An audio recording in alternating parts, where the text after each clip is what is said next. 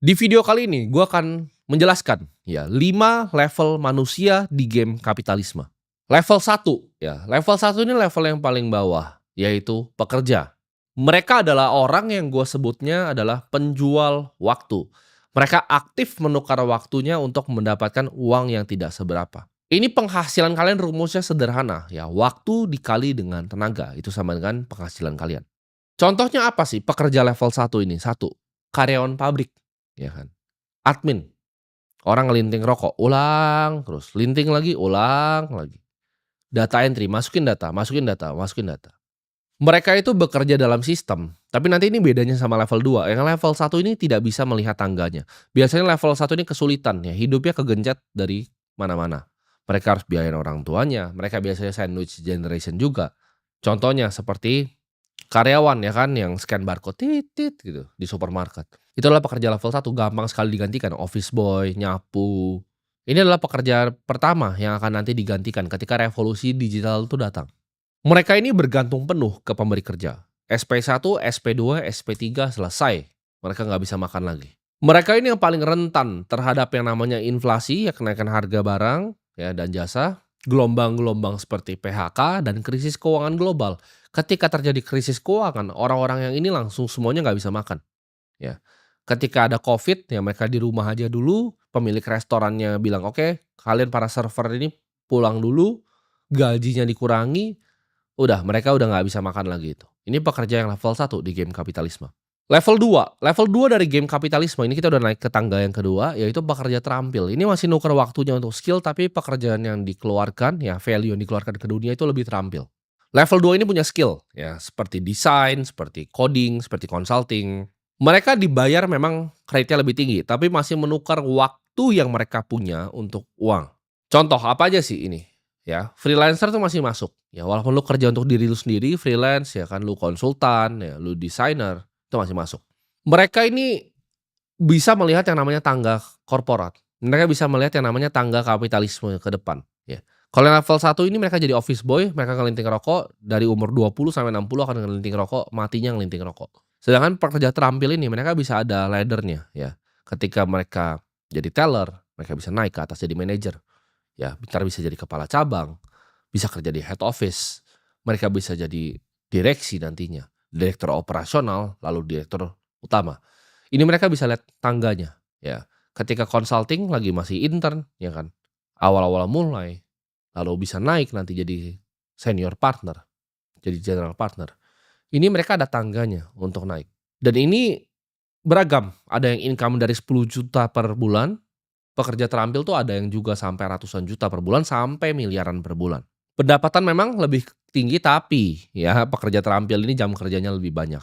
Mereka itu masih bergantung penuh ke kliennya atau para pemberi kerja. Nah ini saran gua untuk para pekerja terampil, kalau kalian mau jadi pekerja terampil, itu carilah memang yang paling besar dibayarnya sama market, yang paling dihargai sama market, dikasih value paling tinggi sama dunia ini. Gue selalu advokat kalau gue punya teman nanya, "Oke, saya mau jadi pekerja terampil apa?"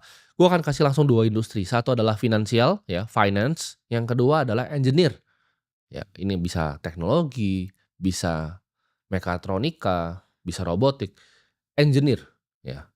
Antara lu jadi orang finance atau jadi engineer. Kenapa? Karena ini clear ya, gajinya langsung besar di depan.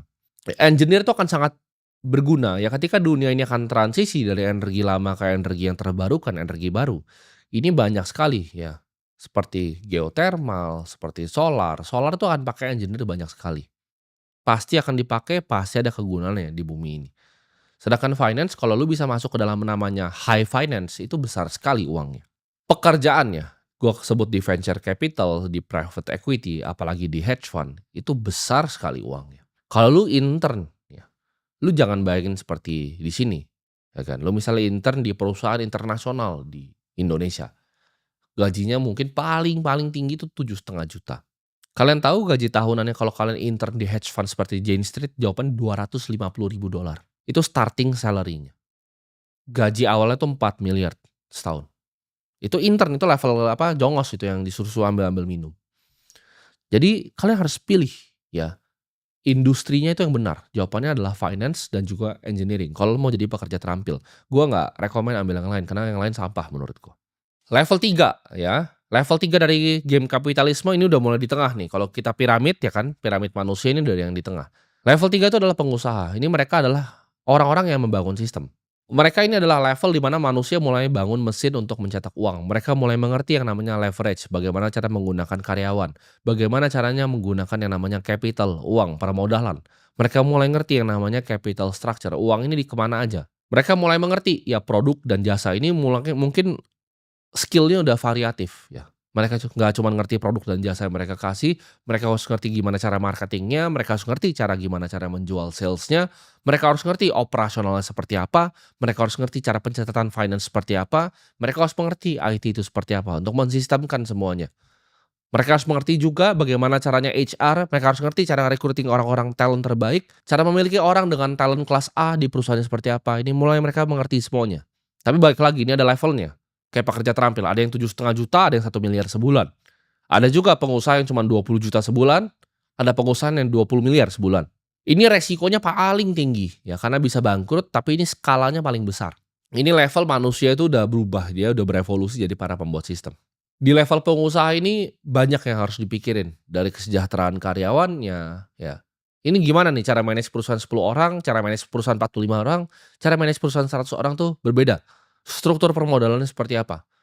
Dan ini levelnya banyak ya. Ketika lu jadi pengusaha ya, lu mulai mengerti tadi yang gue sebut antara leverage waktu orang, lu udah nggak tukar nih waktunya untuk uang lagi, dan lu leverage capital lu sendiri, capital yang di-generate dari bisnisnya, dan bahkan juga capital orang ya. Capital orang ini siapa? Ini gue akan masuk ke level keempat. Level keempat dari tangga kapitalisme ya, piramid lah gue sebut ya, piramid kapitalisme ini level 4 adalah investor. Mereka bukan pembangun sistem lagi, mereka sudah naik kelas, mereka adalah pemilik dari sistem. Investor tuh nggak bekerja, dia nggak datang ke kantor ya. Investor itu bukan datang untuk mempekerjakan sistemnya, tapi memiliki sistemnya, dia beli sistemnya. Mereka udah mendapatkan pendapatan pasif dari kepemilikan bisnis, mereka sudah tidak bekerja. Mereka mulai bermain di game modal ya. Bukan cuma sekedar tukar waktunya lagi, tapi mereka main mulai di pasar modal.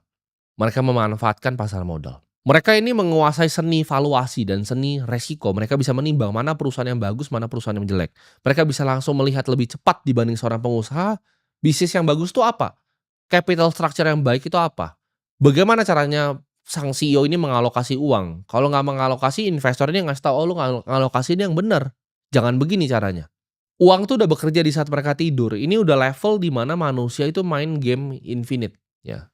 Jadi kemungkinan pendapatan uang itu udah infinity, udah tidak bisa terbatas. Ini level di mana konglomerasi itu terbentuk ya. Banyak yang nanya, pengen jadi pengusaha atau investor? Ini jawabannya ini bukan sejajar ya. Pengusaha dan investor itu tidak pernah sejajar. Investor itu selalu di atas pengusaha. Karena investor adalah level terakhir dari pengusaha. Kita contoh ya, Grup Salim. Ketika mereka sudah bikin banyak sekali perusahaan, akhirnya apa? Mereka konsolidasi, mereka bikin di Hong Kong namanya First Pacific. Ini konglomerasi seperti Berkshire Hathaway, mirip. Jadi mereka berinvestasi di banyak perusahaan, di tambang, di energi, di Singapura, data center di Indonesia. Ketika bisnis-bisnis sudah jalan, mereka naik kelas menjadi seorang investor. Sama seperti grup Jarum, ketika sudah jadi Jarum, mereka jadi investor, Polytron, BCA. Mereka kerja jadi investor, mereka bikin sistemnya. Setelah bikin sistemnya, mereka beli sistem orang lain. Semua pengusaha hebat itu ketika mereka lulus jadi seorang pengusaha itu menjadi seorang investor. Seperti Sergey Brin yang bikin Google. Dia bikin family office by Shore Global Management.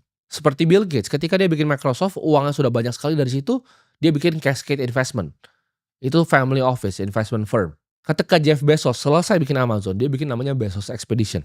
Orang kaya itu beli aset yang menghasilkan mereka income di saat mereka tidur. Dan ini biasanya tahan selama generasi.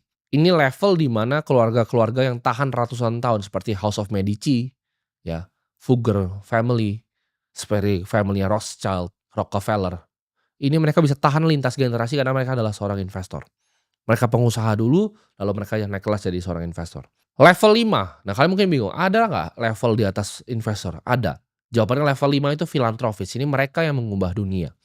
Kalau kalian lihat orang-orang seperti Bill Gates ketika dia udah punya Microsoft, punya Cascade Investment, mereka punya Bill and Melinda Gates Foundation, mereka punya foundation. Rockefeller, ya, ketika sudah bikin Standard Oil, punya family office-nya sendiri, dia bikin apa? Betul, dia bikin Rockefeller Foundation. Ini level di mana mereka menggunakan modal untuk merubah dunia. Ini di saat manusia itu lulus, gue sebutnya, dari sistem kapitalisme, mereka akan mengembalikan lagi. Salah satu buku yang mengubah hidup gue itu adalah Gospel of Wealth. Itu yang bikin namanya Andrew Carnegie, salah satu orang paling kaya yang pernah hidup di bumi ini.